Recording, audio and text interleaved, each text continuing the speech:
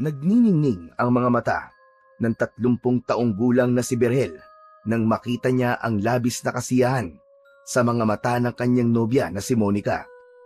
Nasa tabing ilog sila na nasa labas ng Hacienda Rodriguez kung saan naglatag si Berhel ng banig at nagdala siya ng mga paboritong pagkain ni Monica, gaya ng inihaw na tilapia, ginataang langka at biko. Sa ganung paraan naisip ni Berhel na ipagdiwang ang ika-4 na anibersaryo ng kanilang pagmamahalan. Nagustuhan mo ba, mahal ko? Hindi ko lang nagustuhan. Gustong-gusto ko, Berhel. At lahat talaga ng paborito kong pagkain ay niluto mo. Siyempre naman. Gusto ko maging espesyal ang araw na ito para sa ating dalawa. Pero hindi lang ako mag-isang naghanda nito. Tinulungan din ako ni Dindo. Hayaan mo. Kapag yumaman na tayo, hindi na tayo sa tabing ilog magsi-celebrate ng ating anniversary. Sa beach o kaya sa mamahaling hotel tayo pupunta. Berhel, hindi ko naman kailangan ng magarbong selebrasyon. Basta, kasama kita. Sapat na yun sa akin. Pero gusto kong ibigay ang maginhawang buhay sa'yo, Monica. Ganong buhay ang nararapat sa'yo. Kaya nagsusumikap ako sa buhay. Ngumiti si Monica at masuyong hinaplos ang muka ni Berhel. Napakapalad ko talaga. At ikaw naging nobyo ko, Berhel. Maraming salamat. Kasi araw-araw mong pinaparamdam sa akin kung gaano ako kaspesyal at kung gaano mo ako kamahal. Isang matamis na ngiti ang isinagot ni Berhel sa sinabing yun ni Monica. Umupo na sila sa banig at nagsimula na silang kumain. Habang kumakain, ay hindi maiwasang pagmasdan ni Berhel ang kanyang nobya. Monica, mahal ko, ilang anak ba ang gusto mo? Ha? Anak kagad? Pambihira, hindi pa nga tayo kasali. Doon din naman papunta yun di ba? Ilan nga? Sabihin mo na sa akin. Siguro mga 3 lang. Ang gusto ko, 2 lalaki, tapos 1 babae. Yan. Gusto ko rin ng ganun. Saka, sana magkaroon din tayo ng sariling bahay. Ayoko na habang buhay tayo nandito sa asyenda. Tama ka dyan, Berhel. Iba rin kapag may sariling bahay. Para naman, hindi dinumero ang dalaw natin. Hayaan mo. Darating din tayo sa bagay na yan, Monica. Gusto ko, kapag nakaipon na tayo, aalis na tayo rito at magtutungo tayo sa syudad. Matapos magsalita ni Berhel, ay napansin niya ang biglaang pananahimik ni Monica. Naramdaman niya agad na may gumugulo sa isipan ng kanyang nobya. Oh, sandali lang. Bakit bigla ka yatang tumahimik, mahal ko? May problema ba? Naisip ko lang kasi yung natagpo ang patay kaninang umaga. Nakakaawa si Mang Mulong. Ang dami niyang anak na naulila. Berhel, sana talaga makaalis na tayo dito. Halos sunod-sunod na kasi ang patayan dito at mga taong nawawala. Huwag ka mag-alala, mahal ko. Kapag nakaipon na tayo, aalis kagad tayo dito. Konting tiis na lang. Pero paano? Kung hindi kagad tayo makaalis dito, Berhel. Natatakot ako na baka mamaya may mangyaring masama sa atin. Naiintindihan ko ang takot mo, mahal ko. Pero tandaan mo, magkasama tayo. Hanggat magkasama tayo, walang masamang mangyayari sa atin. Lalong-lalo na sa'yo, Monica. Poprotektahan kita hanggat sa abot ng aking makakaya. Isang matipid na ngiti ang isinagot ni Monica kay Berhel, ngunit bakas pa rin sa maganda nitong muka ang takot. Sige na. Tama na ang ganyang usapan. Saka na lang natin pag-usapan ng ganyang bagay. Gusto ko masaya lang tayo ngayon. Anniversary natin, di ba? Pasensya na, mahal ko. Hindi ko lang maiwasang isipin yun. Nag-aalala kasi ako para sa ating dalawa. Matapos yon, ay pinagtuunan na nila ng pansin ang kanilang pagkain. Binago ni Berhel ang kanilang pinag-uusapan. Naging topic nila ang mga nakakatawang experience nila ni Monica at ang mga plano nila sa hinaharap. Mas gumaan ang pakiramdam niya nang makita niyang tumatawa si Monica, lalo na kapag nagbibitiw siya ng mga biro. Makalipas ang ilang sandali, ay naglublub na sila sa malamig at malinis na tubig sa ilog. Nagharutan sila at patuloy na nagtawanan na para bang silang dalawa lamang ang tao sa mundo. Hindi nagtagal ay parehas na silang napagod at napagkasunduan nila na umuwi na para makapagpahinga. Sandaling lumayo si Monica upang magpalit ng tuyong damit, habang si Berhel naman ay nagligpit ng kanilang mga gamit at pinagkainan. Ngunit habang abala si Berhel sa kanyang ginagawa, ay bigla niyang narinig ang malakas na tili ni Monica. Agad tumakbo si Berhel patungo kay Monica. Pagdating niya roon, nakita niyang nakatayo si Edwin, ang anak ng may-ari ng asyenda, sa harap ni Monica. Halos 2 di pa lang ang layo nito sa kanyang nobya. May dala itong shotgun na nakasabit sa balikat nito. Mabilis na lumapit si Berhel kay Monica. Sir Edwin, ano pong ginagawa niyo rito? Kailangan mo pa bang itanong sa akin yan, Berhel? Halos sakop pa rin ng lupa namin ang ilog na to. Kaya pupunta ako rito anumang oras na gustuhin ko. Kayong dalawa, anong ginagawa niyo rito? Hindi ba dapat nagtatrabaho kayo ngayon? Mawalang galang na po, Sir Edwin. Pero araw po ng pamamahinga namin ngayon ni Monica. Kahit na. Ayoko ng pakalat-kalat kayo kung saan-saan. Napansin ni Berhel ang kakaibang tingin ni Edwin kay Monica.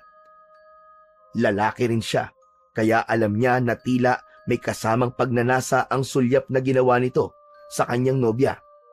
Nang hindi na sila nagsalita, ay umalis na rin si Edwin. Habang papalayo si Edwin, tinignan ni Berhel si Monica. Ayos ka lang ba, mahal ko? Ano ba nangyari? Huwag ka mag-alala. Ayos lang naman ako. Nagulat lang ako kasi biglang dumating si Sir Edwin. Basta, hanggat maaari, umiwas ka sa kanya. Masama ang kutob ko sa lalaking yun. Nanginginig na tumango si Monica. Iniwanan na muna ni Berhel si Monica upang makapagpalit na ito ng damit, habang siya naman ay bumalik sa pagliligpit ng kanilang mga pinagkainan. Noon pa man, ramdam na ni Berhel na interesado si Edwin kay Monica. Kaya naman, sa tuwing nasa paligid ang anak ng kanilang amo, ay hindi siya umaalis sa tabi ng kanyang nobya. Habang naglalakad sina Berhel at Monica pabalik sa kanilang kubo, ay hindi naiwasan ni Berhel na sariwain sa kanyang isipan kung paano sila nagkakilala ng pinakamamahal niyang si Monica. Si Monica ay ipinanganak at lumaki sa Hacienda Rodriguez. Ang mga magulang nito ay mga dating trabahador sa asyenda at doon din pumanaw ang mga ito. Sa pagkakataon na yon ay dumating si Berhel sa asyenda bilang isang bagong trabahador at agad niyang napansin si Monica dahil sa pagiging simple at masipag nito. Hindi nagtagal, nakaramdam si Berhel ng pagkagusto kay Monica at nagsimula ng manligaw. Matapos ang ilang buwan ng ligawan, ay naging magkasintahan sila at nagsimula ng isang simpleng buhay sa isang maliit na kubo sa loob ng hasyenda. Bagamat magkasama sila sa ilalim ng iisang bubong, iginagalang ni Berhel ang pagkababae ni Monica. Ipinangako niya sa kanyang sarili. Nagagawin lamang nila ni Monica ang bagay na yon kapag kasal na silang dalawa. Habang palapit sina Berhel at Monica sa kanilang kubo, ay natanaw nila si Dindo na nakatayo sa harap ng maliit na tindahan. May dala itong isang basket ng mga hinog na mangga.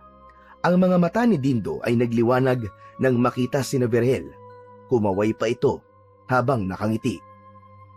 Si Dindo ay matalik na kaibigan ni Berhel. Halos magkasabay silang pumasok noon sa asyenda, kaya naging malapit silang dalawa sa isa't isa. Nang makalapit sila kay Dindo, ay inilapag nito ang basket sa lupa. Grabe naman! Ang tamis-tamis talaga ng dalawan to! Baka mamaya ilang gamin na kayo niyan, ha? O ano? Kumusta nga pala ang date nyo? Ayos ba? Bago ang lahat, Dindo.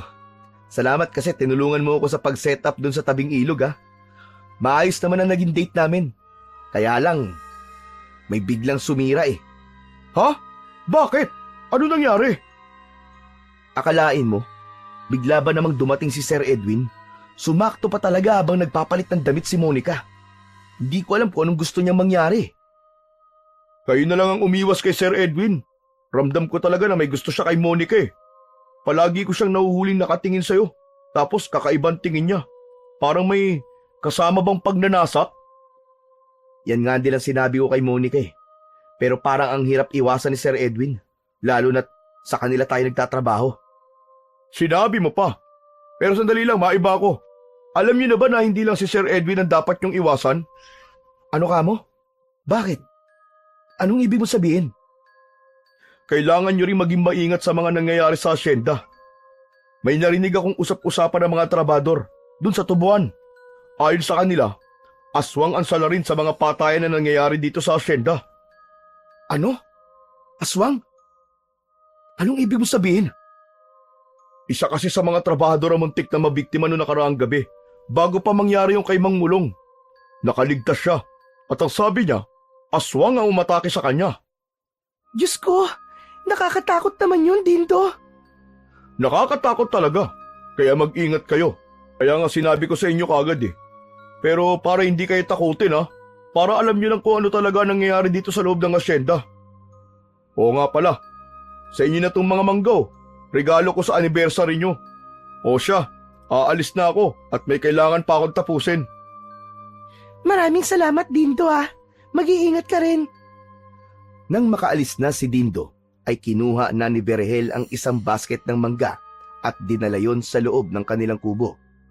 Umupo naman si Monica sa bangko na gawa sa kawayan at napansin ni Berhel ang takot sa muka ng kanyang nobya. Mahal ko, iniisip mo pa rin ba yung sinabi ni Dindo tungkol dun sa aswang? Sa tingin mo, aswang ba talaga yung pumapatay sa mga trabahador dito sa asyenda? Hindi ko alam, mahal ko. Pero aswang man o hindi, dapat pa rin tayong maging maingat. Lalo na't tila walang ginagawang hakbang sina Sir Armando at Sir Edwin para wakasan ang mga patayan dito. Mas lalo tuloy ako natakot, Berhel. Paano kung tayo naman ang sunod na magiging biktima ng aswang? Monica, alam kong natatakot ka, pero hindi ko hahayaang may masamang mangyari sa'yo.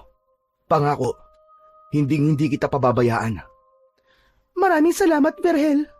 Salamat kasi palagi mo akong pinapakalma. Magtiwala ka lang sa akin, Monica.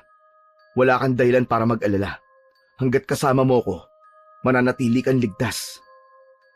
Doon na nila tinapos ang kanilang pag-uusap. Inilagay na ni Berhel ang mga ginamit nila sa picnic sa batalan at sinimulang hugasan ang mga yon. Ang totoo ay natatakot din kasi siya sa mga patayan na nangyayari sa asyenda. Pero mas pinili niyang wag itong ipakita kay Monica dahil nais niya na siya ang pagkunan nito ng lakas ng loob at tapang sa hindi magandang nangyayari sa kanilang paligid. Isang umaga, hindi pa man ganap na sumisikat ang araw, ay gising na sina Berhel at Monica. Pinagsaluhan nila ang isang simpleng almusal.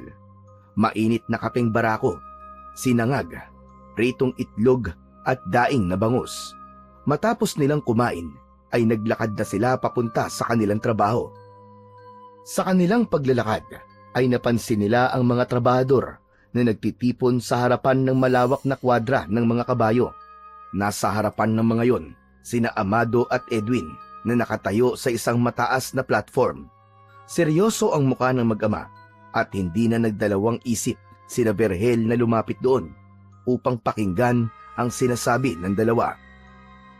Nakarating na sa aking kaalaman na may kumakalat na bali-balita tungkol sa mga aswang sa asyenda at gusto ko itong linawin. Walang katotohanan na aswang ang pumapatay sa mga trabahador dito. Huwag niyo nang palalain ang hindi magandang nangyayari sa aking asyenda. Isa pa, patuloy pa rin ang investigasyon ng mga pulis. Kasalukuyan nilang iniimbestigahan kung sino talaga responsable sa mga patayan na nangyayari dito. May hinala ang mga otoridad na ang mga kalaban namin sa negosyo ang may kagagawa ng lahat ng ito. Ginagawa nila ito upang pabagsakin kami at mawala ang tiwala ng mga tao sa amin. At kung sino man sa inyo ang magpapatuloy na magkalat ng mga kwento tungkol sa aswang, sisiguraduhin kong mawawalan kayo ng trabaho. Ang sino man na magtatangka magasit ng takot o magpapatuloy ng mga kasinungalingan, ay hindi ko napapayagan pa. Ang asyenda na ito ay matagal nang pinagmumula ng ikabubuhay ng marami at hindi ko papayagan na sirain ng walang basehan na mga kwento. Tahimik lang ang lahat ng trabador. Ang ilan sa mga ito ay nagpalitan ng mga tingin na may halong takot at pag-aalinlangan. Sige na!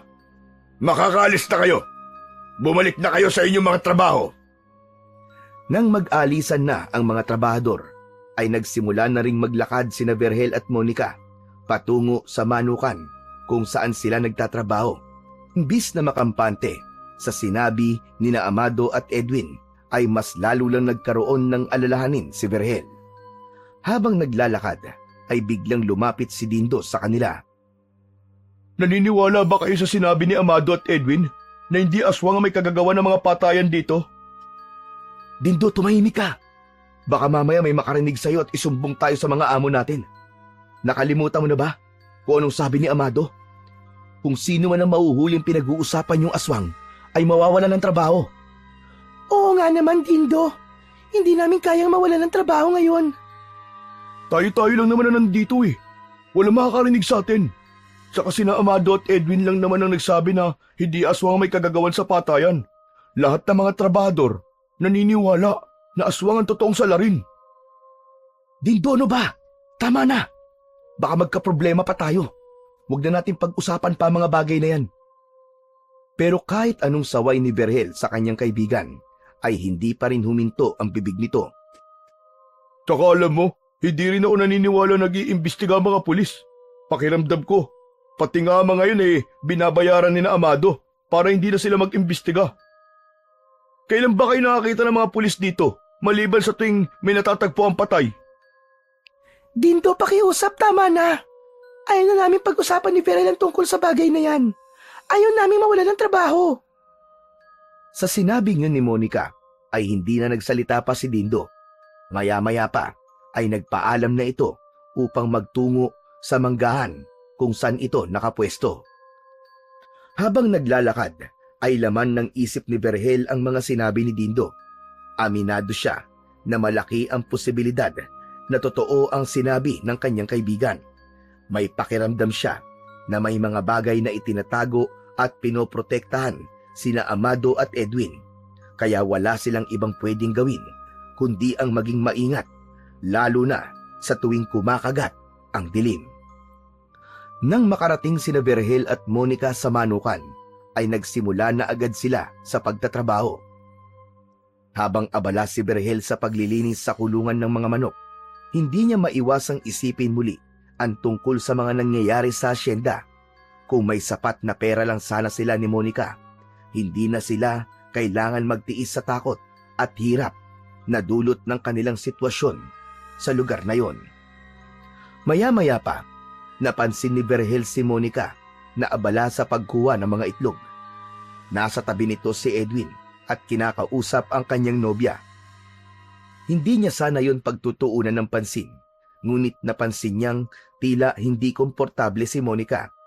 Hindi na nag-atubiling lumapit ni Berhel kina Monica at Edwin.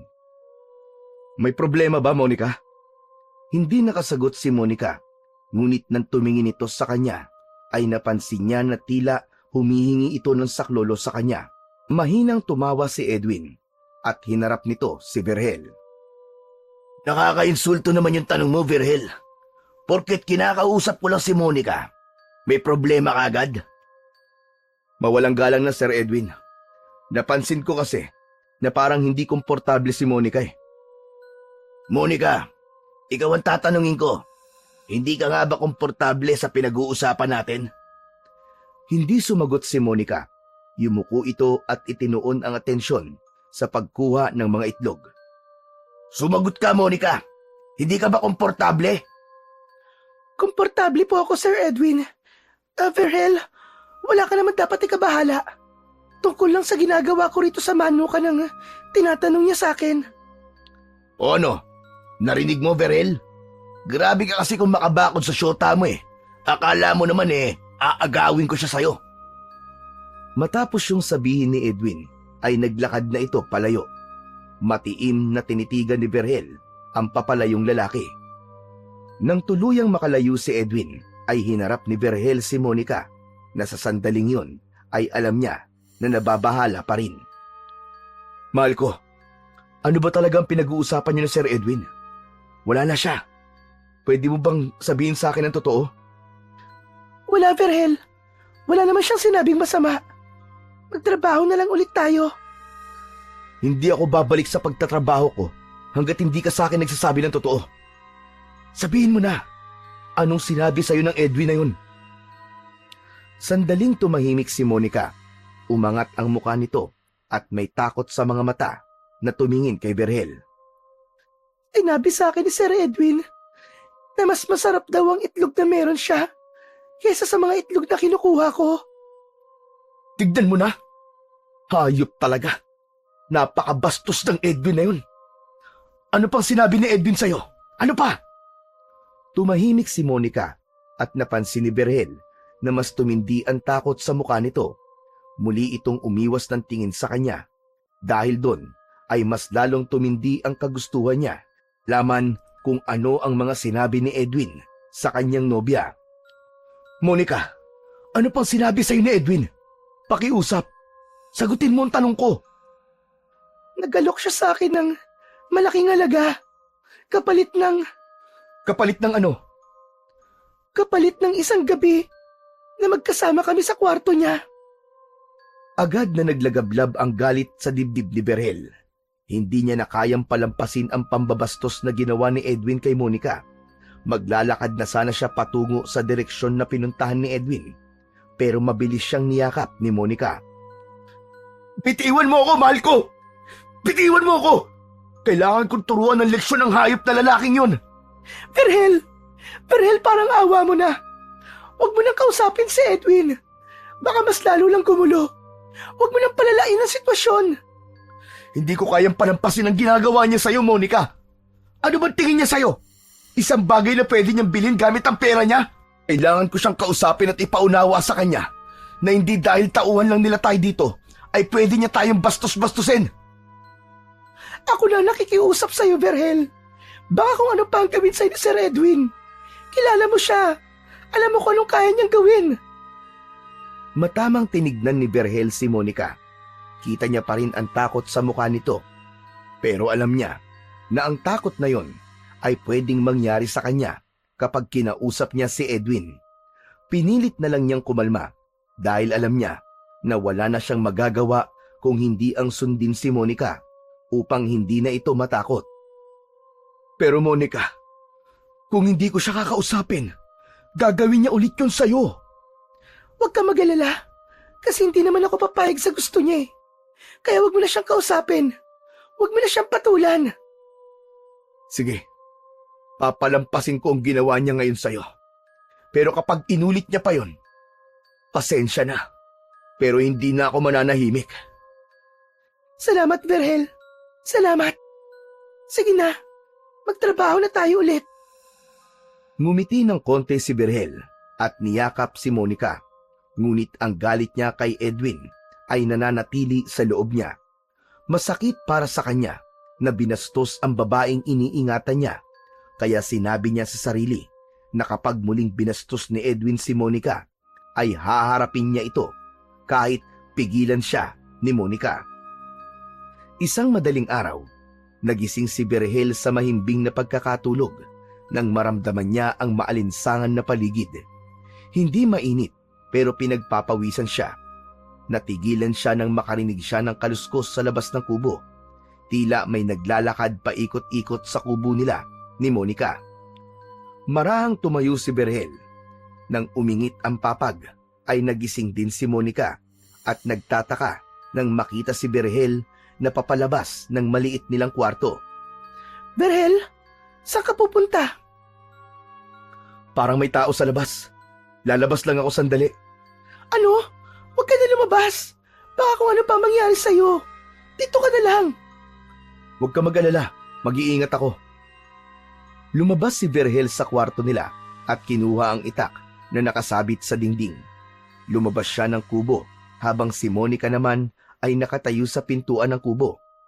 Puno ng pag-aalala ang mukha nito. Naglakad si Berhel papunta sa likod ng kubo at pagdating niya roon ay isang nakakatakot na nilalang ang sumalubong sa kanya. Isa yung aswang na may nanlilisik na mga mata at matutulis na mga pangil at kuko. Inatake ng aswang si Berhel. Sinunggaban siya nito at kinagat siya sa leeg. Malakas na napasigaw si Berhel dahil sa labis na sakit. Sinubukan niyang saksakin ng aswang gamit ang itak, ngunit pinigilan siya nito. Hinawakan ng aswang ang kamay niya at bumaon doon ang matutulis nitong kuko. Nabitiwan ni Berhel ang itak at halos panawa na siya ng ulirat dahil sa labis na sakit na lumukob sa kanya. Nakita niya si Monica na lalapit sana pero agad niya tong sinigawan. "Tumakas ka na, Monica! Tumakas ka na! Humingi ka ng saklolo! Bilisan mo!"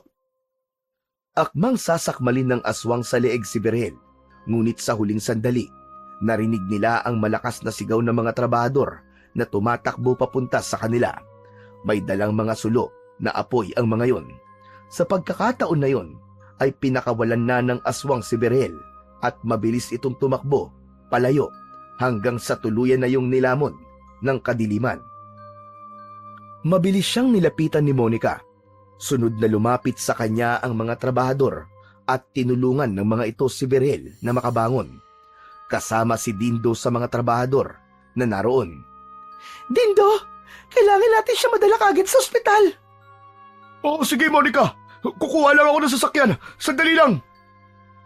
Sa lalim ng sugat ni Berhel sa balikat ay ramdam niya ang malakas na pagbulwak ng dugo roon. Sa kabila ng nangyari, nagpasalamat pa rin siya na hindi nagtagumpay ang aswang na patayin siya. Labis ang pasasalamat niya kay Dindo at sa iba pang trabahador dahil kung hindi dumating ang mga ito, malamang ay isa na siyang malamig na bangkay ng oras na yon. Pagdating sa ospital, ay agad na inasikaso si Berhel ng mga doktor at nurse.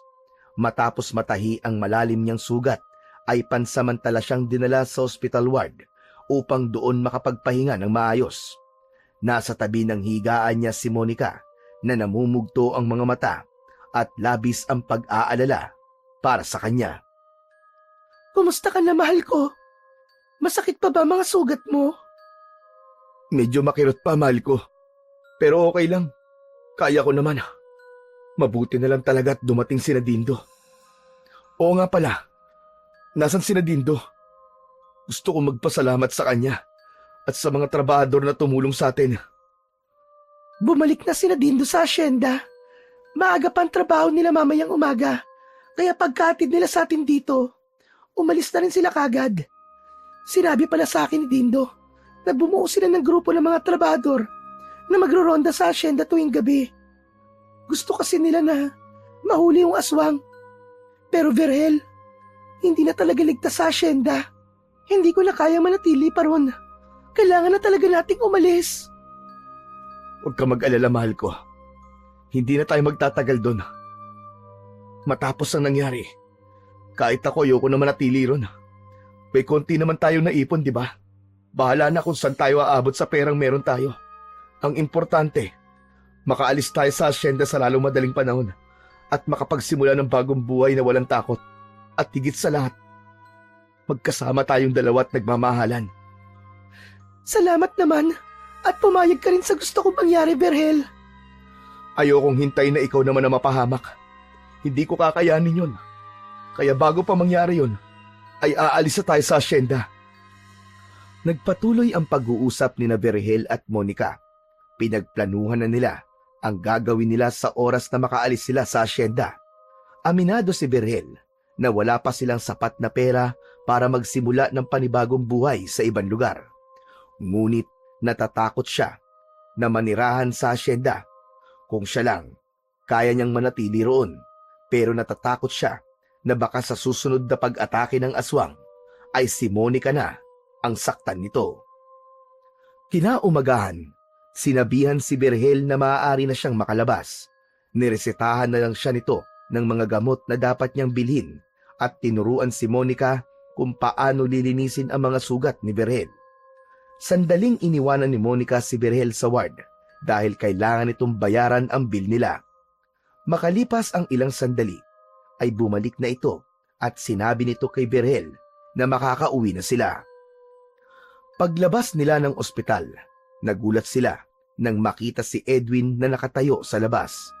Ngumiti ito ng malaki nang makita sila at naglakad ito papalapit kina Berhel at Monica. Sir Edwin, ano pong ginagawa niyo rito? Nakarating sa akin ang balita na inatake raw kayo ng aswang no madaling araw. Ikinalulungkot ko nangyari sa inyo, lalo na sa iyo, Berhel. Akala ko ba hindi ka naniniwala sa aswang? Sa nangyari sa iyo, Berhel, parang unti-unti ko nang nauunawaan na may mga bagay dito sa mundo na mahirap paniwalaan pero totoo. Siguro nga, may katotohanan ng mga sinasabi ng tao sa asyenda na aswang ang pumapatay sa mga trabador. At sana, aksyonan nyo ng problemang yun sa asyenda. Pero maiba ako. Ano po ba talagang ginagawa nyo rito? Susunduin ko kayo. Inutusan ako ni Papa na iatid kayong dalawa pabalik sa asyenda. Kahit man lang sa ganitong paraan, ay makatulong ako sa inyo. Hindi na kailangan, Sir Edwin. Kaya na naming umuwi ng kami lang. Maraming salamat na lang po. Wala naman sigurong masama kung tatanggapin yung tulong ko. Ako na mag-aatid sa inyo. Sige na. Huwag na kayong tumanggi. Tinignan ni Berhel si Monica at nakita niya ang alinlangan sa mukha nito. Ngunit naisip ni Berhel na mas magiging komportable sila kung sasabay sila kay Edwin pabalik sa asyenda. Sige, Sir Edwin. Payag na po kami. Ayos! Tara na, para makauwi na agad kayo sa bahay niyo sa asyenda. Nagpatiuna si Edwin habang nakasunod dito sina Berhel at Monica. Mahal ko, bakit ka pumayag na iatid niya tayo? Para makauwi na agad tayo. Saka sa tingin ko naman hindi ka naman niya babastusin kasi kasama mo ko. Nang makarating sila sa nakaparadang sasakyan ni Edwin, ay sumakay na sila sa likod. Habang si Edwin naman ay pumwesto sa may driver seat at agad nitong pinaandar ang kotse palayo sa ospital. Tahimik na nakaupo sina Berhel at Monica sa likurang upuan ng kotse ni Edwin. Hindi maintindihan ni Berhel, ngunit habang sakay sila ng kotse ni Edwin, ay bigla siyang kinabahan. Pakiramdam niya ay may hindi magandang mangyayari. Makalipas nga lang ang ilang sandali, binasag ni Edwin ang katahimikan na namagitan sa kanilang tatlo. So ano? Ano ang plano niyo pagkatapos ng lahat ng nangyari? Mabutit na itanong mo yan, Sir Edwin. Para makapagpaalam na kami ni Monica sa iyo ng personal. Teka, anong ibig mo sabihin? Aalis na kami ni Monica sa asyenda. Hindi na kami mananatili ron. Natatakot na kami sa posibleng mangyari. Lalo na't sigurado na kami na meron ngang aswang doon. Kung yan ang desisyon nyo, igagalang ko. Hindi ko kayo pipigilan. Huwag kayong mag-alala. Ako rin ang bahalang magsabi kay Papa. Sa sagot na yun ni Edwin, ay naramdaman ni Berhel ang kakaibang ginawa. Naisip niyang baka pigilan sila ni Edwin, ngunit hindi pala. Ngunit habang patuloy silang bumabaybay sa kalsada, napansin ni Berhel na iba ang dinadaanan nila at hindi yun papunta sa asyenda. Monica, hindi yata ito ang daan papuntang asyenda. Sir Edwin, parang hindi yata ito ang daan papunta sa asyenda. Meron lang akong dadaanan na kaibigan. Sandali lang. Nagpatuloy ang kotse sa pag-andar hanggang sa umabot sila sa isang lugar na walang kabahayan at puro talahib sa magkabila ang gilid ng kalsada. Nagsimulang magbago ang pakiramdam ni Berhel. Bigla siyang kinabahan at naramdaman niyang may hindi tamang nangyayari. Maya-maya pa, tumigil ang kotse ni Edwin sa gilid ng kalsada. Sir Edwin, bakit tayo huminto dito? Ano to? Hindi sumagot si Edwin. Nagulat na lang sina Berhel at Monica nang biglang bumukas ang pinto sa backseat sa tabi ni Monica. Laking gulat nila nang makita nila si Amado na mabilis na pumasok sa kotse. Tumabi ito kay Monica at agad nitong isinarado ang pinto. Mas lalo pang nagulat sina Berhel at Monica nang biglang naglabas ng baril si Amado at itinutok yon sa kanila. Diyos ko! Saramado! Ano pong ginagawa nyo? Ano pong ibig sabihin ito? Huwag niyo nang subukang gumawa ng kalokohan o sumigaw. Dahil hindi ako magdadalawang isip na paputukan kayong dalawa. Anong gagawin niyo sa amin, sir? Malalaman mo rin mamaya, Berhel. Edwin, sige na. Mag-drive ka na. Okay, Papa.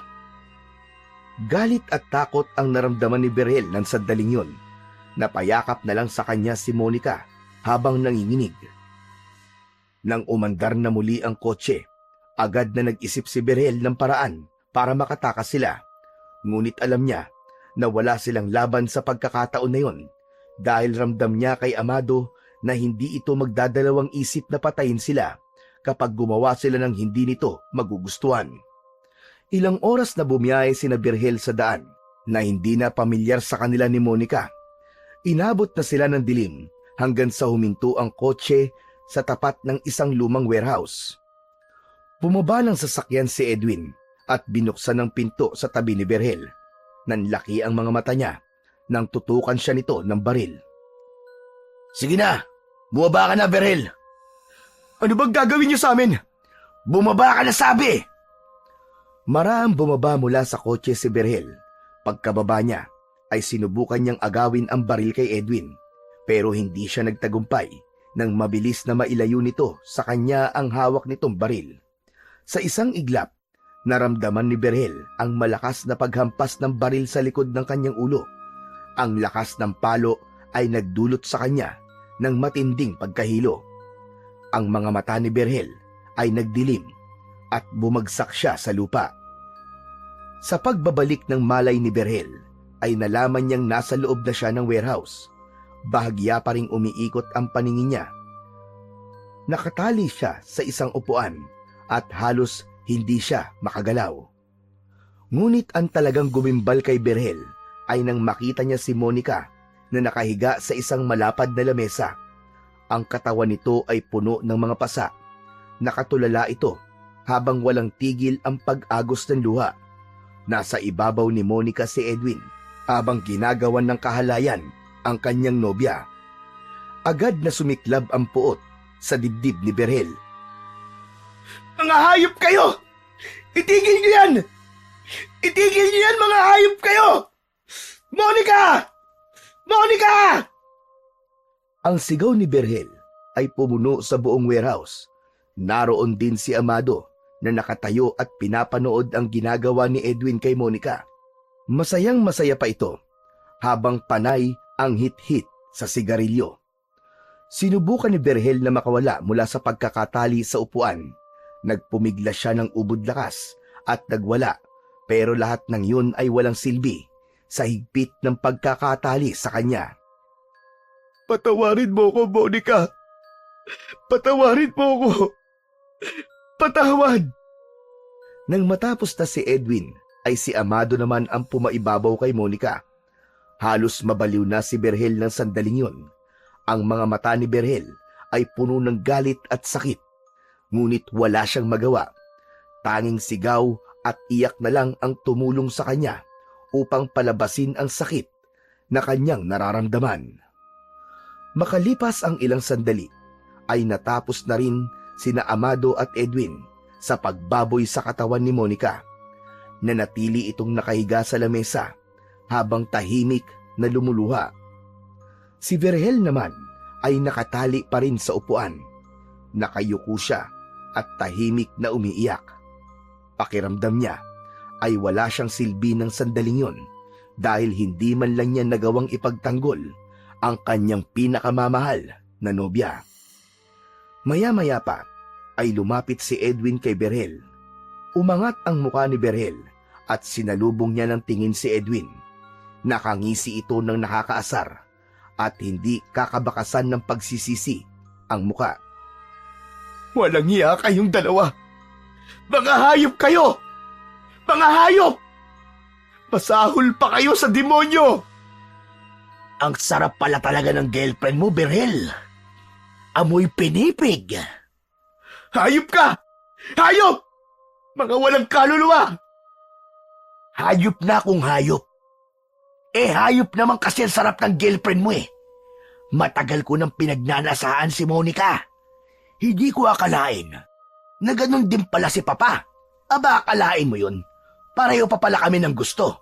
Kaya yun, isinama ko na siya rito. Bantay sarado ka kasi palagi kay Monica eh. Kaya gumawa na kami ng paraan para magkaroon ng katuparan ang pantasya namin kay Monica. Mga demonyo kayo.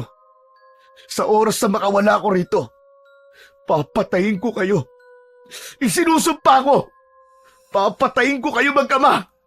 Mga demonyo kayo! Mga demonyo! Ngunit sa halip na takot, tawa lang ang isinagot ni Edwin. Naglakad si Amado patungo kay Monica. Hinawakan nito ang katawan ng dalaga. Si Monica, Amado! Lumayan mo na siya! Hindi pa ba kayo masaya sa ginawa niyo sa kanya? Mga hayop kayo! Lumayan mo na si Monica! Sayang, ang ganda pa naman ng katawan ng girlfriend mo, Berhel. Pero lupa at mga uod lamang ang makikinabang sa kanya.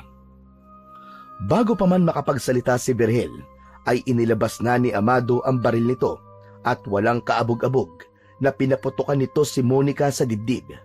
Pakiramdam ni Berhel ay huminto ang mundo niya ng sandaling yon nang makita niya ang pagpikit ng mga mata ni Monica.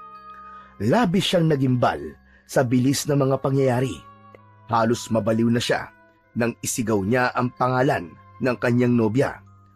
Ngunit ang pagsigaw ni Berhel ay agad na naputol nang siya naman ang tinutukan ni Edwin ng baril.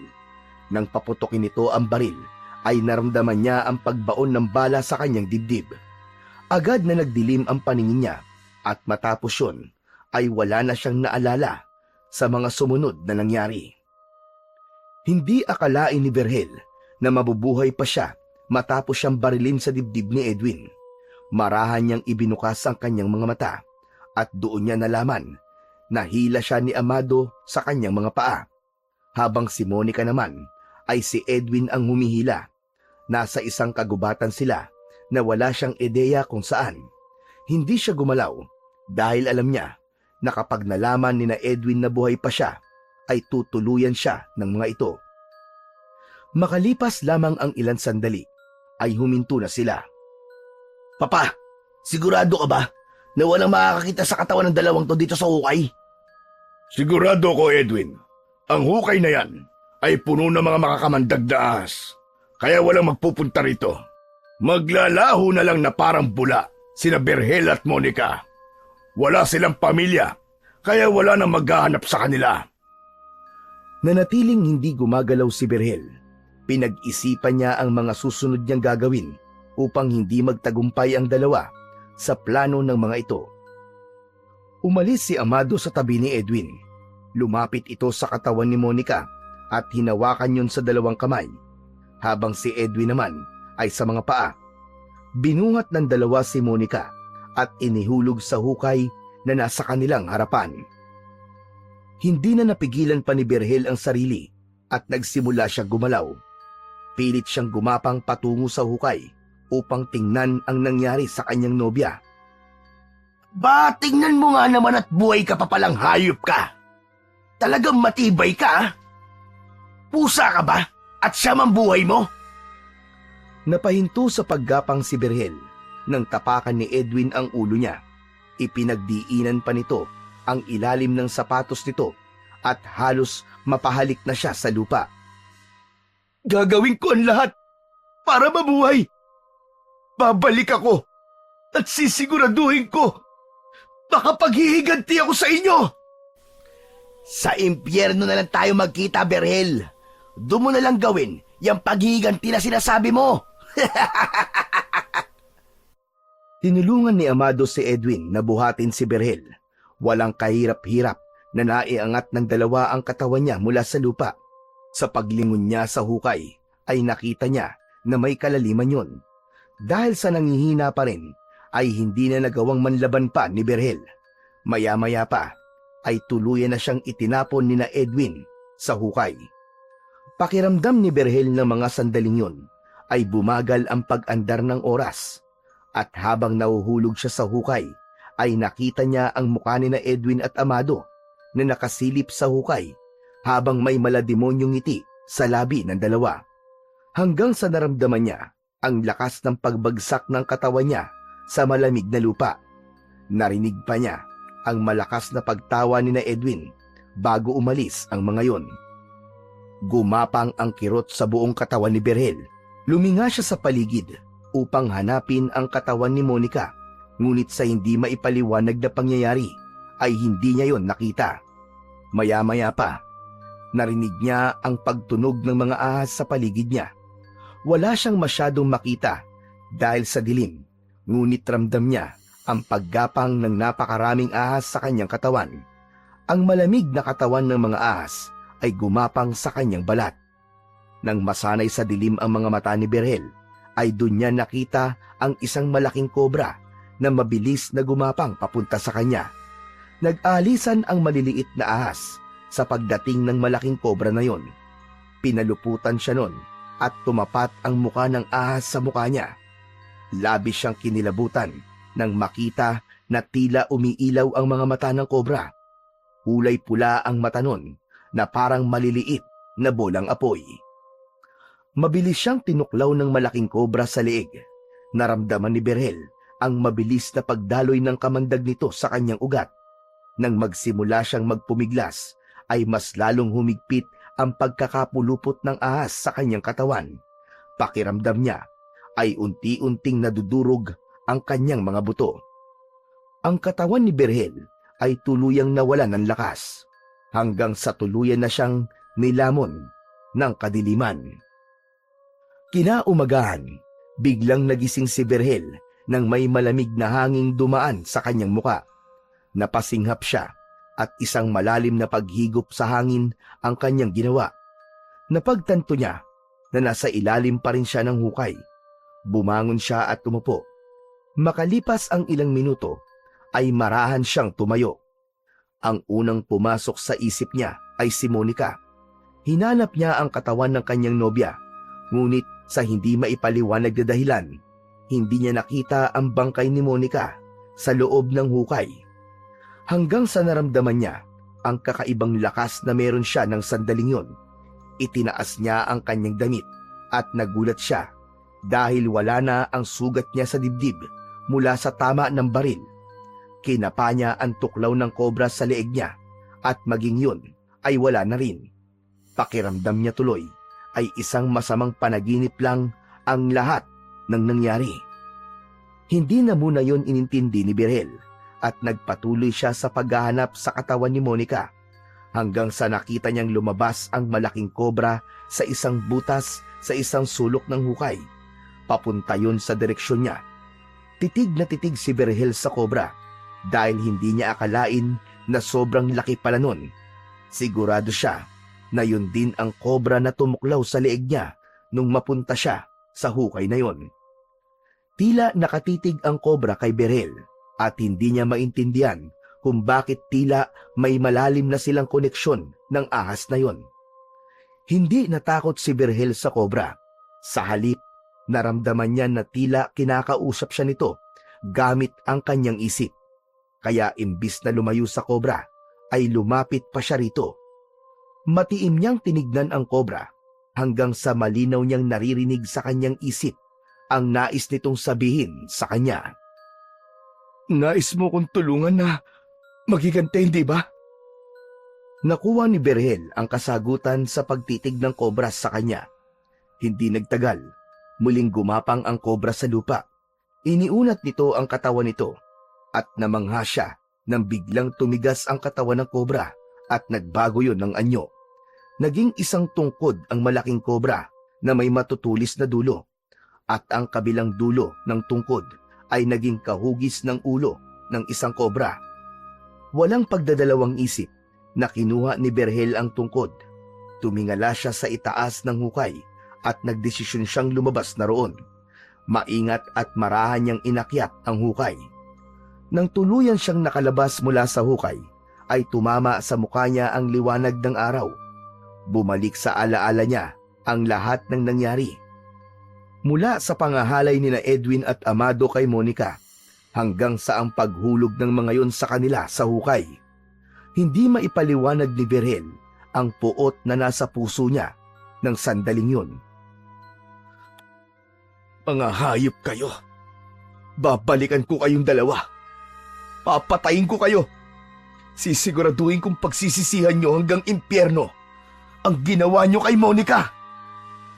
Nagsimulang maglakad si Berhel upang hanapin ang daan palabas ng malawak na kagubatan. Ngunit dahil sa hindi siya pamilyar sa lugar na yon, ay labis siyang nahirapan na makita ang tamang daan palabas doon.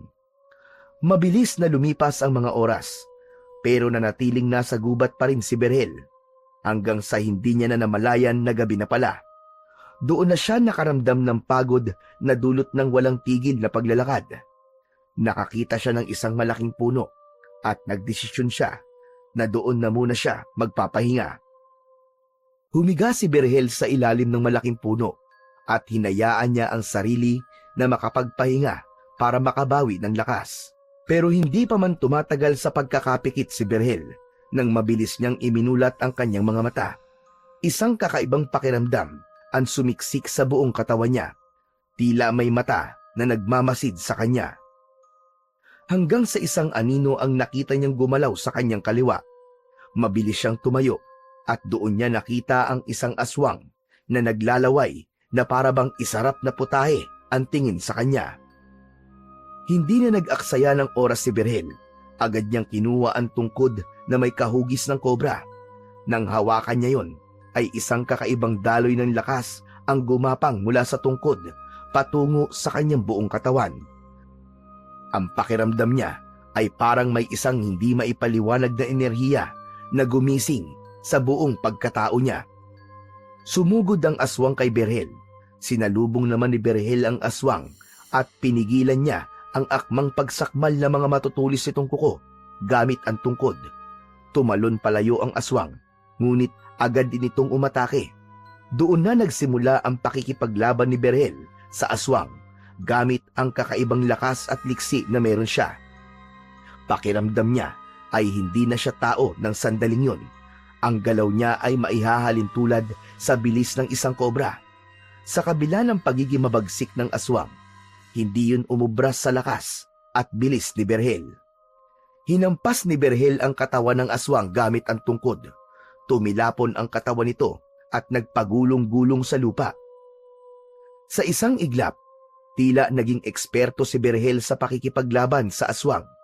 Habang nakahandusay ang aswang sa lupa, ay mabilis na lumapit dito si Berhel. Inibabawan niya ito at malakas siyang sumigaw bago niya ito kinagat ng mabilis sa leeg.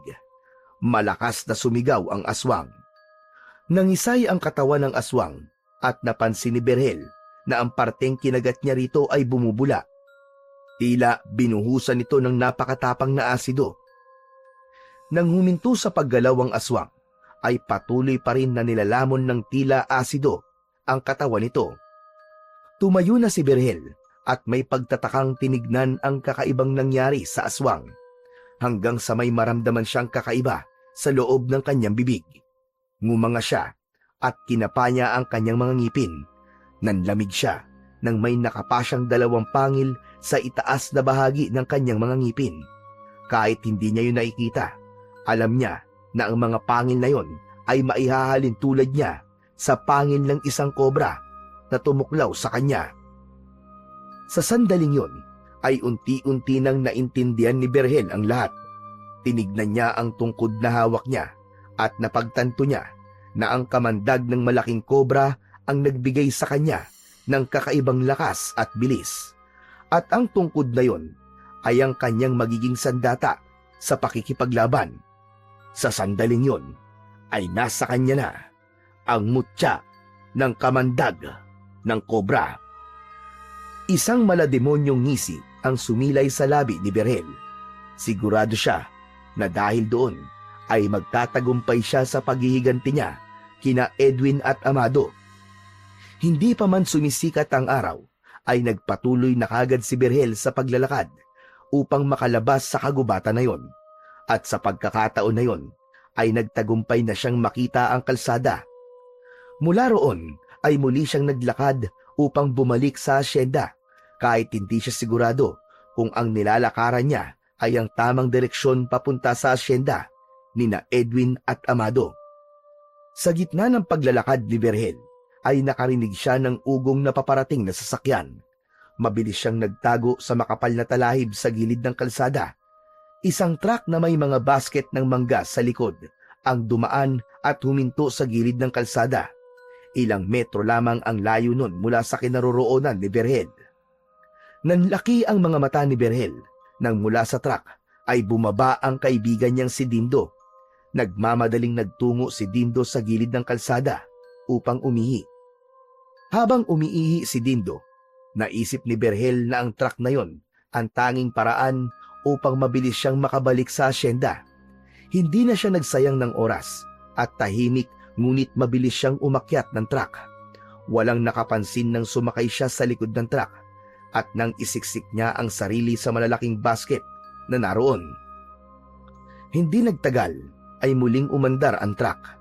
Sa pagkakataon na yon, naisip ni Berhel na abot kamay na niya ang kanyang paghihiganti kina Edwin at Amado dahil tila tadhana na ang gumawa ng paraan upang agad siyang makabalik sa asyenda. Makalipas lang ang mahigit isang oras, ay nakita na ni Berhel ang napakalaking gate ng asyenda sa unahan.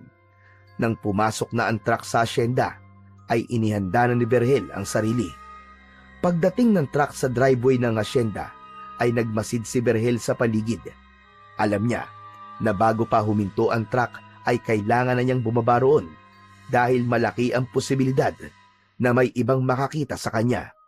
Maya-maya pa ay tumalon na si Berhel mula sa truck at mabilis siyang nagtago sa likod ng isang malaking puno na nasa gilid ng driveway. Nang masiguro niya na walang ibang tao sa paligid, ay mabilis siyang tumakbo patungo sa kagubatan na nasa likod ng asyenda. Nagdesisyon siyang doon muna siya mananatili habang naghihintay ng magandang pagkakataon sa muli niyang pagharap kina Edwin at Amado. Mabilis na lumipas ang mga oras. Muli na namang kumagat ang kadiliman. Tahimik na lumabas si Berhel sa kagubatan at tinungo niya ang kubo nila ni Monica sa dahilan na hindi niya alam. Nang marating ni Berhel ang kubo, ay agad siyang pumasok doon. Nilukob siya ng kalungkutan nang bumalik sa kanyang alaala ang masasayang tagpo nila roon ni Monica. Mula sa kulitan nila, tawanan at pagbuo ng kanilang mga pangarap, lahat ng yon ay nawala sa isang iglap dahil sa demonyong sina Edwin at Amado. Lumapit si Berhel sa maliit na aparador. Binuksan niya yon. Kinuha niya ang paboritong bestida ni Monica at lumuluha niya yung inamoy at niyakap. Pangako, mahal ko, hindi ako titigil hanggat hindi kita na ipaghihiganti. Magbabayad sina Edwin at Amado sa ginawa nila sa'yo. Habang yakap ni Berhel ang bestida ni Monica, ay natigilan siya nang makarinig siya ng yabag ng paa sa kanyang likuran. Agad siyang naging alerto.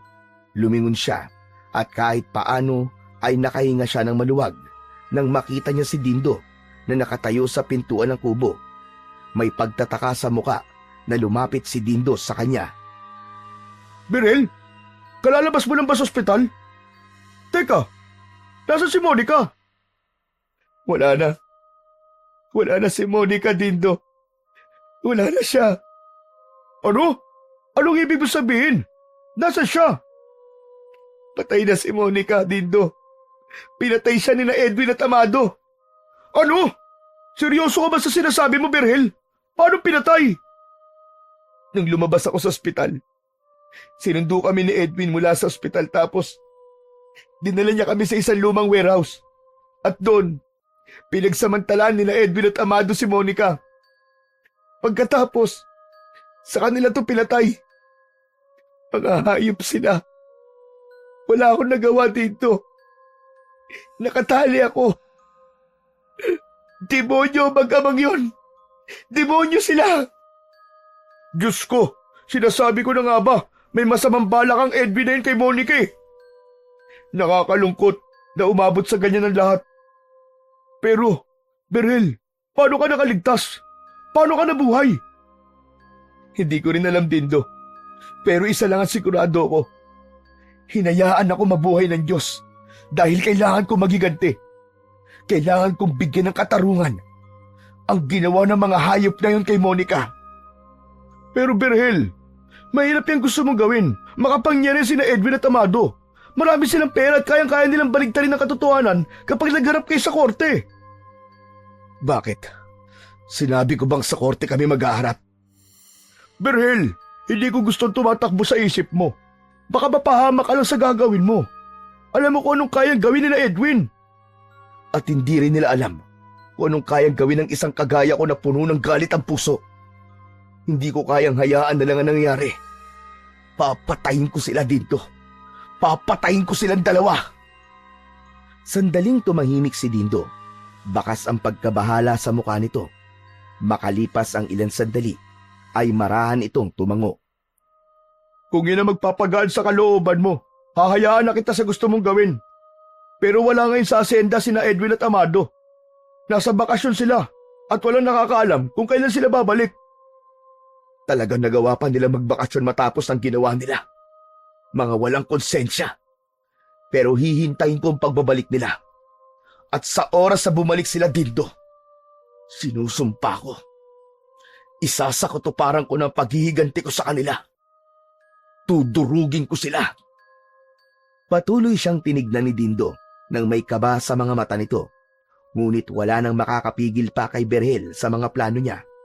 Nais niyang iparamdam kina Edwin at Amado na mas higit pa ang gagawin niya kaysa sa ginawa ng mga ito kay Monica. At naniniwala siya na magtatagumpay siya lalo na't nasa katawan niya ang kakaibang lakas at kapangyarihan na nagmumula sa mutya ng kamandag ng mahiwagang kobra. Nagkasundo sina Berhel at Dindo na sa kubo muna ni Dindo mananatili si Berhel dahil wala itong kasama roon. Simula noon ay doon na nanatili si Berhel habang hinihintay ang pagbabalik nina Edwin at Amado sa asyenda. Hindi siya lumalabas dahil ayaw niyang may ibang trabahador na makakakita sa kanya. Malaki kasi ang posibilidad na makarating kina Edwin na buhay pa siya kung may makakakitang ibang tao sa kanya, maliban kay Dindo. Naging mabagal para kay Berhel ang paghihintay sa pagbabalik nina Edwin at Amado. Bago siya matulog sa gabi, iniisip na niya kung paano niya pahihirapan ang dalawa. Isang gabi, habang naghahapunan sina Berhel at Dindo, ay napansin ni Berhel na nakatingin si Dindo sa tungkod niya na nakasandal sa dingding. Berhel, may tanong ako sa iyo. Saan mo ba nakuha ang tungkod na yon? Nakuha ko yan dun sa hukay kung saan kami hinulog ni na Edwin at Amado. Ginamit kong tungkod para makaahon sa hukay at maglakad dahil nangihina na ako. Sa pagkakataon na yon, pinigilan ni Berhel ang sarili na sabihin kay Dindo ang tungkol sa tunay na kapangyarihan ng tungkod. Pero kakaiba ang itsura ng tungkod mo ah. Parang kobra. Ang ganda. Hindi na lang sinagot ni Berhel ang sinabing yun ni Dindo at nagpatuloy siya sa tahimik na pagtapos sa kanyang pagkain. Matapos kumain ay si Berhel na ang naghugas ng kanilang pinagkainan. Matapos yun ay nahiga na siya sa tabi ni Dindo na tulog na kagad. Lumipas ang mga oras pero nananatiling gising si Berhel.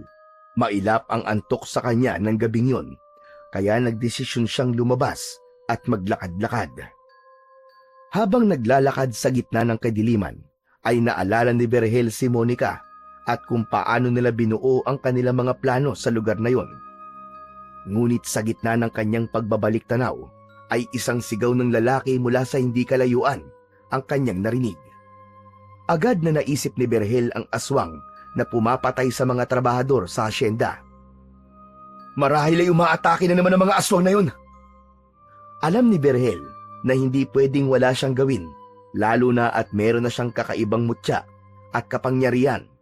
Bumalik siya sa kubo ni Dindo upang kunin ang tungkod.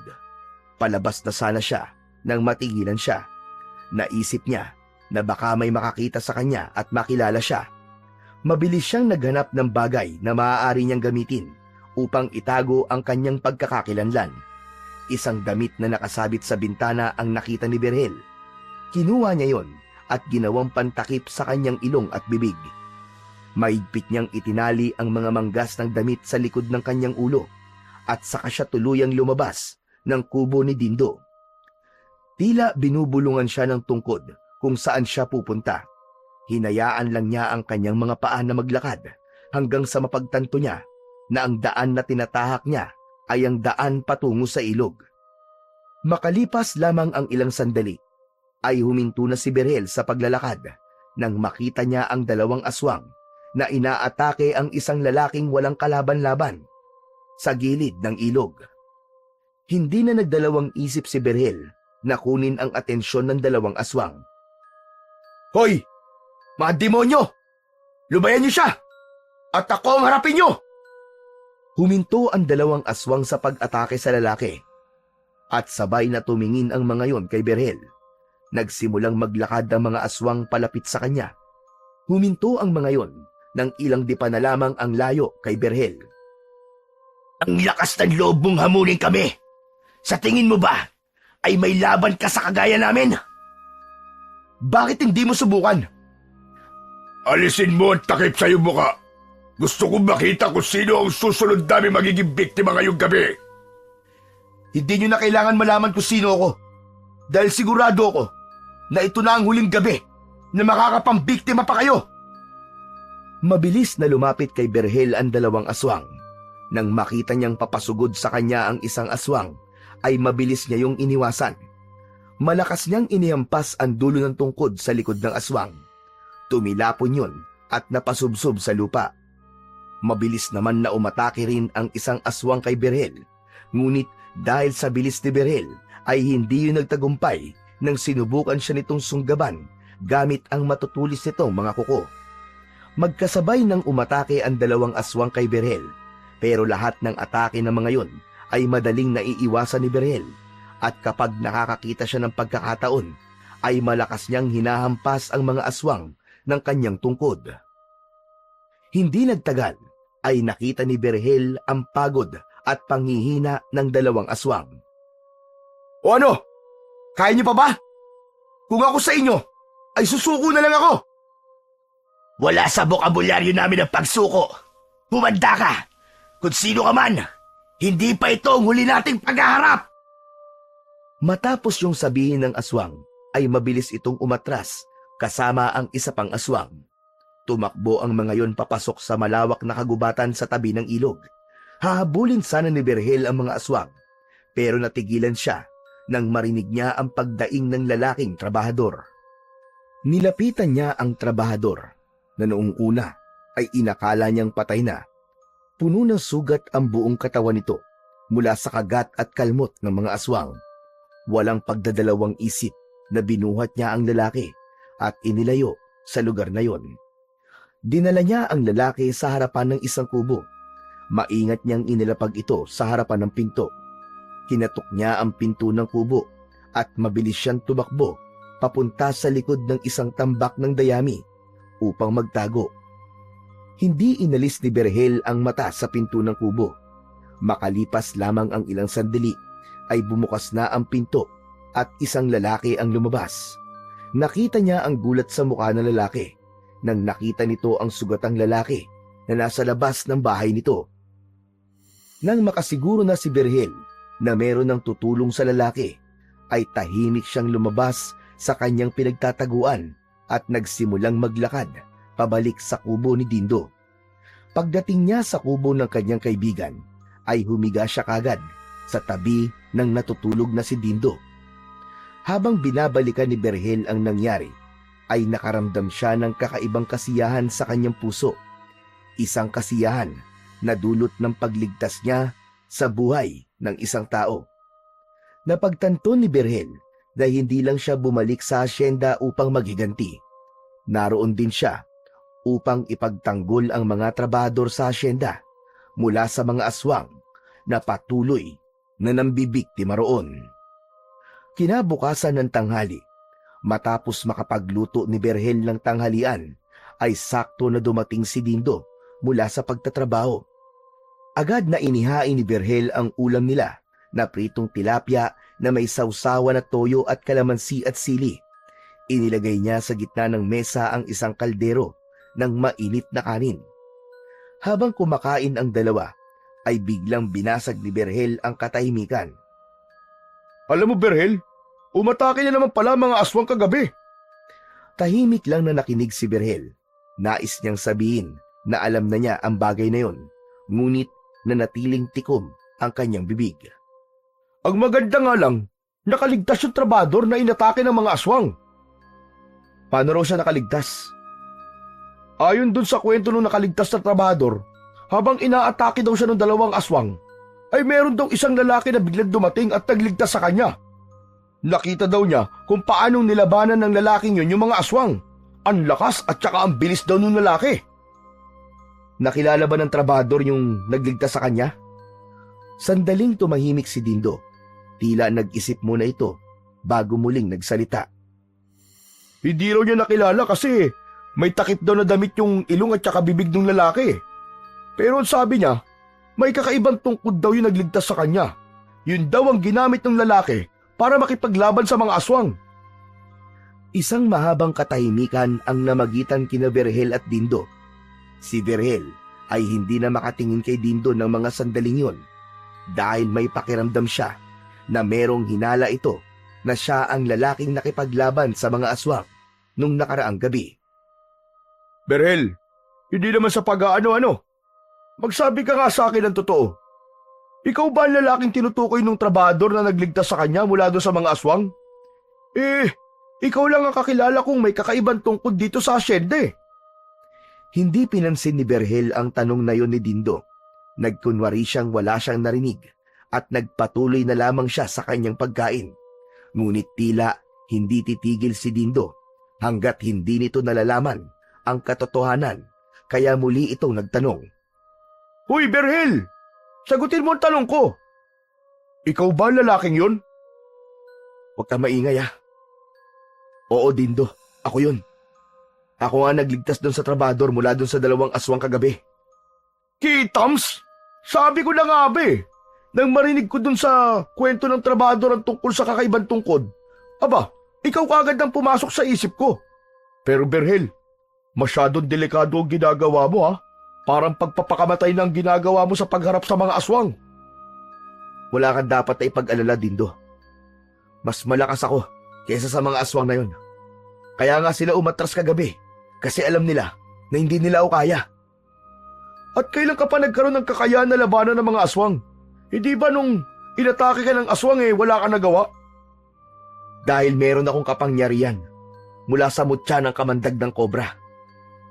Natigilan at naguluhan si Dindo sa sinabing yon ni Berhel. Anong sinabi mo? Kapangyarihan mula sa mutya ng kamandag ng kobra? Teka. Ano ba sinasabi mo? Hindi kita maintindihan eh. Sa totoo lang, ayokong sabihin sa ito dahil kahit ako'y naguguluhan pa rin hanggang ngayon. Pero nung ihulog ako ni na Edwin at Amado sa isang hukay na puno ng mga ahas, ay doon na nagsimula ang lahat ng ito. Sa pagkakataon na yon, ay ipinaliwanag na ni Berhel kay Dindo ang lahat mula sa pagtuklaw sa kanya ng malaking kobra hanggang sa magbago ito ng anyo hanggang sa maging tungkod. Nakita ni Berhel sa mukha ng kaibigan niya ang gulong-gulo na pag-iisip nito. Tama ka nga. Ang hirap nga intindihin at paniwalaan ang mga sinasabi mo, Berhel. Parang biglang sumakit ang ulo ko. Nahilo ko eh. Alam ko, Dindo, mahirap talagang paniwalaan. Kahit ako, hindi ko alam kung anong klaseng nilalang ang malaking kobra na yon. Pero sigurado ako na ipinagkatiwala sa akin ng kobra ang tungkod na ito. Hindi lamang para magiganti, kundi para tulungan ang mga tao dito sa asyenda. Kailangan na mabigyan ng tuldok ang takot ng mga trabador sa mga aswang na matagal nang nananalasa sa lugar na ito. Kahit paano ay naging magaan na ang pakiramdam ni Berhel dahil alam niya na wala na siyang itatago pa kay Dindo. Ganun pa man, sa kabila ng kapangyarihan at lakas na taglay niya, ay hindi pa rin nawawala ang kaunting pangamba sa kanyang dibdib, lalo na't hindi pa niya alam kung ano pa ang kayang gawin ng mga aswang na maaaring maging dahilan ng kanyang pagkatalo. Simula noon ay gabi-gabi nang lumalabas si Berhel at nag-iikot sa asyenda upang tugisin ang dalawang aswang.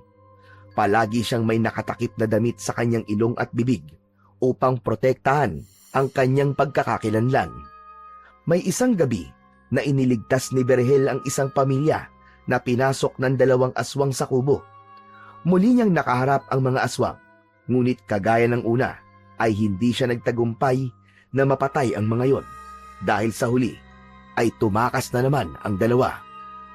Isang gabi, habang kumakain ng hapunan sina Berhel at Dindo, ay isang magandang balita ang sinabi ni Dindo kay Berhel. Berhel, alam mo ba na masaya ang mga trabahador ngayon dito sa asyenda? Dahil sa'yo ay nagkaroon na sila ng pag-asa na malapit na matapos ang pananalasa ng mga aswang dito. Alam mo, sabi pa nga nila meron na silang tagapagtanggol ngayon laban sa mga aswang. Magandang balita nga yan, Dindo. Mabuti naman kung ganun. Yan naman talaga ang gusto kong mangyari. Halos lahat ng trabahador dito, bukang bibig ang lalaki may kakaibang tungkod. Lahat sila gustong malaman kung sino ka. Pero Dindo, wala akong balak na magpakilala sa kanila. Pero isipin mo pa rin, Berhel. Magandang makilala ka ng mga tao. Sigurado kung sisikat ka. Hahangaan ka ng marami. Hindi ako naghahangad ng kasikatan, Dindo. Wala akong oras para dyan. Ang gusto ko lang ay tapusin ang mga aswang. Gusto ko silang mawala. Hindi lang para sa akin, kundi para sa lahat ng natatakot sa kanila. At higit sa lahat, gusto kong magiganti sa ginawa nila Edwin at Amado kay Monica. Kapag nagawa ko ng lahat ng yun, hindi ko nagagamitin ang lakas at kapangyarihan na meron ako. Ikaw ang bahala. Sinabi ko lang naman kung ano sa tingin ko ay ang tama. Oo nga pala, Dindo. May balita ka na ba kung kailan babalik sina Edwin at Amado dito sa asyenda? Wala pa akong balita, Berhel Pero hayaan mo, kapag nalaman ko kung kailan sila babalik, ay sasabihin ko agad sa'yo. Nang sandaling yon, ay hindi na makapaghintay si Berhel na muling makaharap sina Edwin at Amado. Nais niya ng isakatuparan ang kanyang paghihiganti dahil naniniwala siya na matatahimik lamang ang kaluluwa ni Monica kapag nakuha na nito ang katarungan na nararapat para sa kanya. Kinabukasan ng gabi, napansin ni Berhel ang pagmamadali ni Dindo sa pagpasok sa kubo. Isinarado nito ang pinto at agad na lumapit sa kanya. Oh, ano nangyari sa'yo, Dindo? Para ka nakakita ng multo Berhel, dumating na sina Edwin at Amado. Bumalik na sila dito sa asyenda. Natigilan si Berhel sa sinabi ng kanyang kaibigan. Bumilis ang tibok ng kanyang puso. Sa wakas, ay dumating na rin ang araw na kanyang pinakahihintay. Ayon pa sa narinig ko, magkakaroon ng pagtitipon ng mga trabahador bukas ng umaga. Kakausapin daw kami ni na Edwin at Amado. Sa wakas, ang mga hayop na yon, makakaharap ko na ulit ang dalawang walang hiyang yon. Pero mag-iingat ka, Berhel. Basta, kapag kailangan mo ng backup, nandito lang ako Sigurado ko na hindi ko nakakailanganin ng tulong mo, Dindo. Kayang-kaya ko silang patayin at dikdikin ng ako lang. Ang mga mata ni Berhel ay naglalagablab sa galit at kagalakan dahil naniniwala siya na abot kamay na niya ang paghihiganti na kanyang pinakaaasam. Mas lalong nag-alab ang kagustuhan niya na makamit ang hustisya para kay Monica dahil nasa iisang lugar na lang sila ng mga taong bumaboy at pumatay sa kanyang pinakamamahal na nobya. Kinabukasan ng umaga, sumama si Berhel kay Dindo sa pagtitipon na mangyayari sa gitna ng asyenda. Nagsuot si Berhel ng salakot at palagi siyang nakayuko upang walang makakita ng kanyang muka. Pagdating nila roon, ay marami ng trabahador ang naroon at nasa unahan nga noon sina Edwin at Amado. Napako sa mag-ama ang matalim na tingin ni Berhel. Hindi siya makapaniwala na nasa harapan na niya ang dalawang tao na responsable sa pagkamatay ni Monica. Ang kanyang mga mata ay puno ng galit, ngunit nagpigil siya. Alam niyang hindi pa yon ang tamang pagkakataon upang isagawa niya ang kanyang paghihiganti. Makalipas ang ilang sandali, ay nagsimula ng magsalita si Amado. Alam ko na matagal kaming nawala ng anak ko dito sa asyenda. Pero hindi ibig sabihin nun ay hindi na namin alam ang mga nangyayari dito. Alam ko na may isang tao na sinasabing nakikipaglaban sa mga aswang. Ngayon, kung sino man sa inyo nakakaalam ng pagkakakilanlan ng lalaking yon, sabihin lang niyo sa amin at may malaking pabuya na nakalaan para sa inyo. Matapos yung sabihin ni Amado, ay nagkaroon ng bulong-bulungan ang mga trabahador. Nanatiling nakatingin si Berhel kina Edwin at Amado. Ang puot sa kanyang puso ay nagsimulang mag-apoy at maglagablab. Ibinulong niya sa kanyang sarili na mamayang gabi ay pagbabayari na niya ang dalawa sa kasalanan ng mga ito. Pagsapit ng gabi, matapos ang hapunan, ay nanatiling nakaupo si Berhel. Sa isip niya ay naglalaro ang dapat niyang gawin kung paano niya mapapatay sina Edwin at Amado. Napansin ni Dindo ang pananahimik niya, kaya lumapit ito sa kanya upang kausapin siya. Ang lalim naman yata ng iniisip mo. Dindo, sa gabing ito, sisingilin ko na sina Edwin at Amado. Hindi ko na kaya maghintay pa. Sigurado ka na ba talaga sa gagawin mo na yan? Baka pwedeng ipagpasa Diyos mo na lang ang lahat. Kung tutuusin, mali ang maghiganti, Berhel. Alam kong mali ang maghiganti, Dindo. Alam ko. Pero hindi ko kayang ipagpasa Diyos na lang ang lahat ng nangyari. Kung idadaan ko pa ito sa legal na paraan, makakalusot lang sina Edwin. Malaki ang impluensya nila. Marami silang pera. At may koneksyon pa sa mga matataas na tao. Kung hahayaan ko naman silang mabuhay, malaki ang posibilidad na gawin ulit nila sa ibang ginawa nila kay Monica. Kaya mas nararapat na burahin na lang sila sa mundo. Kailangan mawala ang mga taong kagaya nila. Kung hindi na talaga kita mapipigilan, abay wala na ako magagawa, kundi ang ipagdasal ka. Sana'y magtagumpay ka sa kung ano mang gusto mo mangyari. Nagpasalamat si Berhel sa kanyang kaibigan. Nang sandaling yon, ay hindi na siya makapaghintay na harapin sina Edwin at Amado. Sigurado siyang magugulat ang dalawa sa oras na malaman ng mga ito na buhay pa pala siya. Hindi na natulog si Berhel ng gabing yon. Pagsapit ng madaling araw, ay lumabas na siya ng kubo ni Dindo. Wala nang takip ang mukha niya dahil wala na siyang pakialam kung meron mang makakilala sa kanya. Mas gusto nga niyang makita ni na Edwin at Amado ang mukha niya para malaman ng dalawa na hindi nagtagumpay ang mga ito sa pagpatay sa kanya. Nang malapit na si Berhel sa mansyon, ay sandali siyang natigilan nang nakita niya sina Edwin at Amado na lumabas mula sa pinto ng mansyon at naglakad patungo sa likod. Hindi na nagdalawang isip pa si Berhel at agad niyang sinundan ang dalawa. Ngunit pagdating niya sa likod ng mansyon, imbis na sina Edwin at Amado ang kanyang nakita, ay dalawang aswang ang sumalubong sa kanya. Maging ang dalawang aswang ay nagulat nang makita si Berhel. Wala nang oras para mag-isip si Berhel. Agad niyang inatake ang dalawang aswang at hinampas niya ang isang aswang ng tungkod sa braso nito. Ngunit ang isa pang aswang ay mabilis na sumugod kay Berhel mula sa likod. Mabilis siyang humarap dito at hinampas niya ito sa dibdib.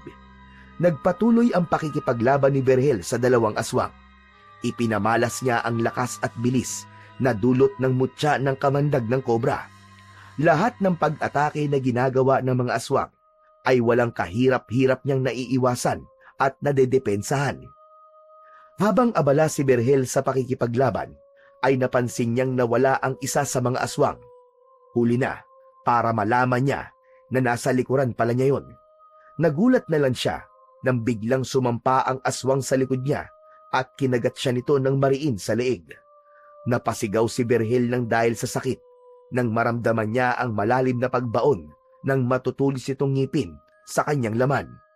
Nang umalis ang aswang sa likod niya, ay naramdaman naman niya ang malakas na pagbulwak ng dugo mula sa kanyang leeg.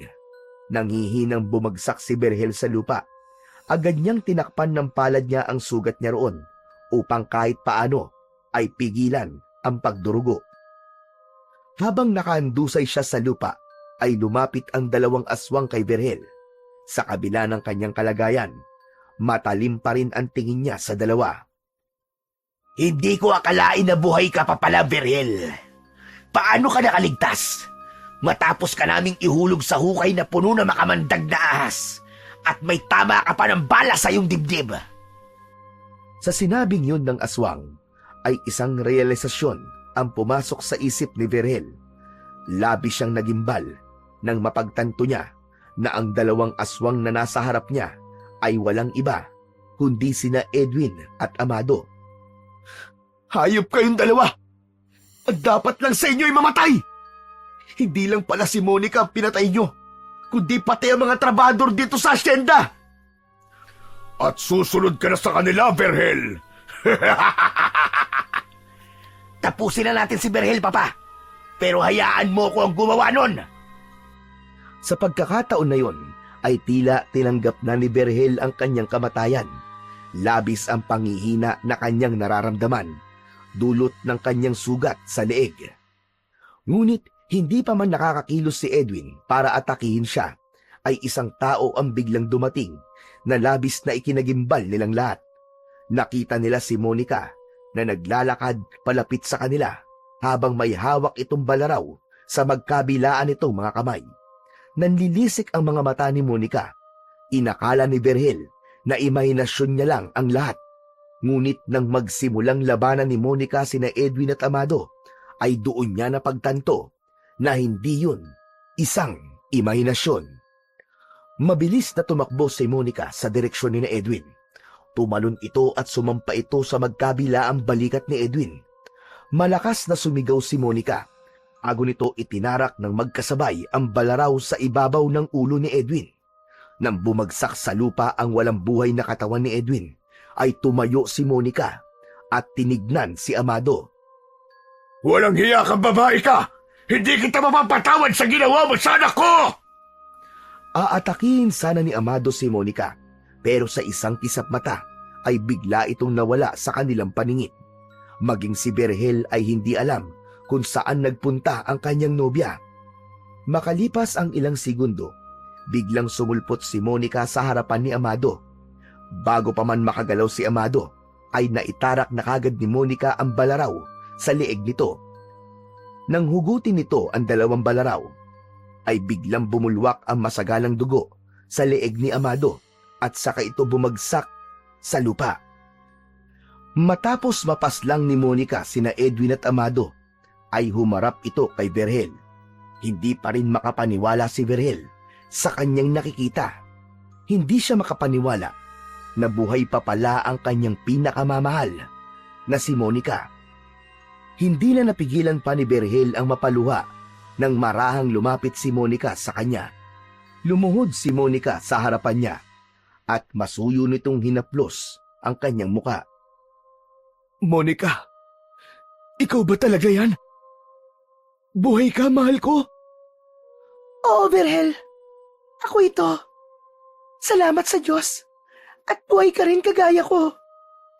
Nang sandaling yon, ang mga mata ni Berhel ay nagsimulang manlabo dahil sa dami ng dugo na patuloy na nawawala sa kanya. Naramdaman niya ang pagsikip ng kanyang dibdib at nahirapan na rin siyang huminga hanggang sa tuluyan na siyang napapikit.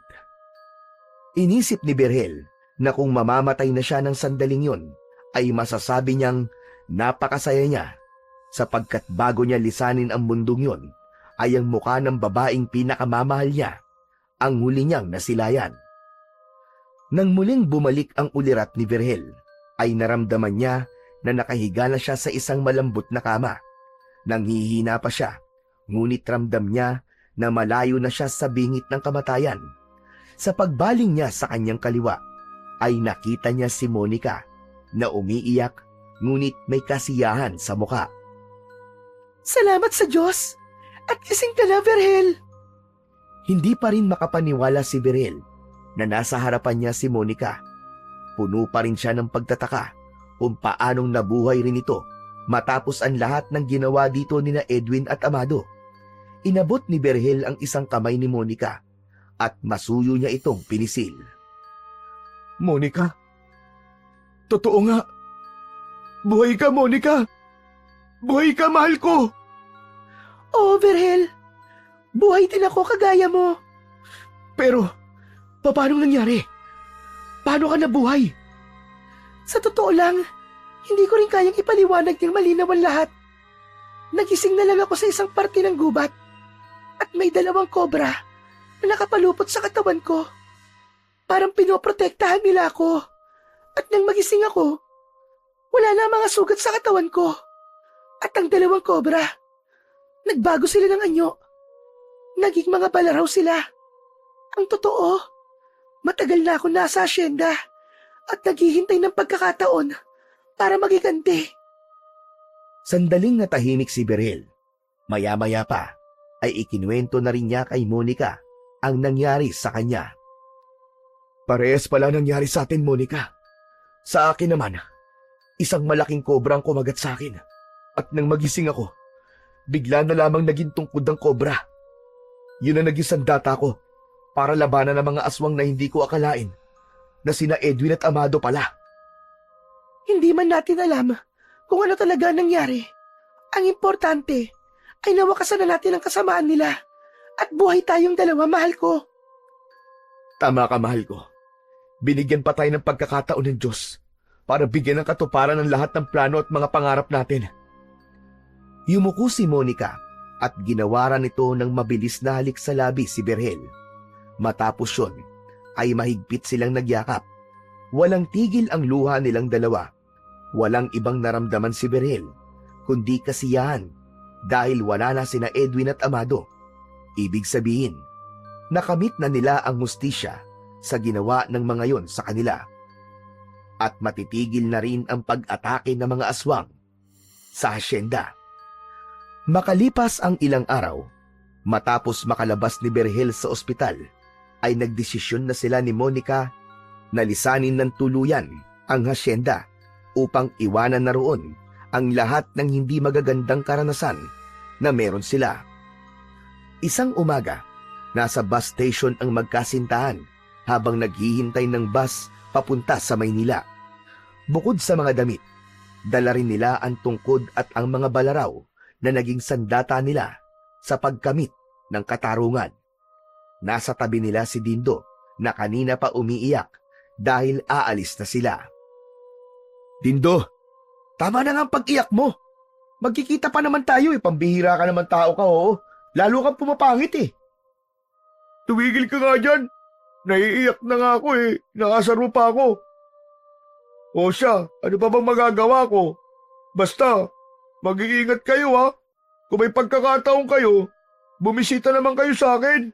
Baka mamaya kalimutan nyo na ako Makakalimutan ba naman namin ang taong nagsalba ng buhay ko? Maraming salamat, kaibigang Dindo. Kung di dahil sa'yo, malamang patay na ako ngayon. Salamat sa pag-donate mo ng dugo mo sa akin, Siyempre. Pwede ko ba namang pabayaan ka, Berhel? Nang malaman ko na parehas tayo ng blood type, hindi na ako nagdalawang isip. Ang gusto ko lang talaga mabuhay ka. Para nakitang kapatid Pero sana, Dindo, umalis ka na rin sa asyenda. Masyado nang maraming hindi magandang nangyari doon. Nasa isip ko na rin yun. Plano ko na rin naman talagang umalis doon pero nag-iipon pa ako Malay nyo. Sundan ko kayo doon sa Maynila, di ba? Yun, ayos yun. Para naman magkakasama pa rin tayong 3. Hindi na napigilan pa ni Berhel at Monica ang kanilang labis na pasasalamat kay Dindo, kaya mahigpit nila itong niyakap. Maya-maya pa ay dumating na ang bus na ang biyahe ay papunta sa Maynila. Sa huling pagkakataon ay nagpaalam na sina Berhel at Monica. Agad silang sumakay sa bus bago pa sila maubusan ng mauupuan. Sumilip silang 2 sa bintana at kumaway kay Dindo na umiiyak pa rin. Nang umandar na ang bus ay inihilig ni Monica ang ulo nito sa balikat ni Berhel. Pareho silang nakatanaw sa labas ng bintana. Alam ni Berhel na hindi magiging madali ang buhay nila ni Monica sa Maynila, lalo na't hindi sila pamilyar sa lugar na yon. Ngunit alam niya rin na hanggat magkasama sila ng pinakamamahal niyang si Monica, ay walang pagsubok at hirap ang hindi nila kakayanin. Ang puso niya ay puno ng kasiyahan sa bagong simula na naghihintay para sa kanilang dalawa.